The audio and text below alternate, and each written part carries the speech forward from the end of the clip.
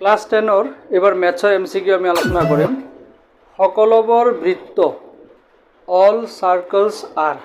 চাৰিটা অপশন দি আছে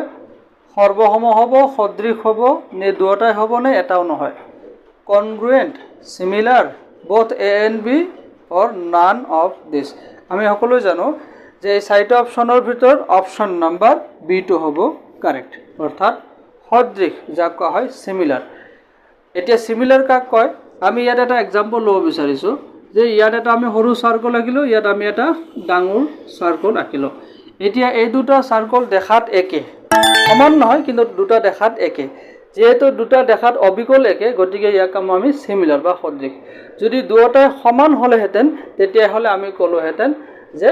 এই দুটা বৃত্ত কি হয় সৰ্বসম হয় সদৃশ হয় অৰ্থাৎ অপশন নাম্বাৰ সি টো হয় এতিয়া তোমালোকে ধৰিব পাৰিছানে কোৱেশ্চন বিলাক মানে পৰীক্ষাত কেনেকৈ আহিব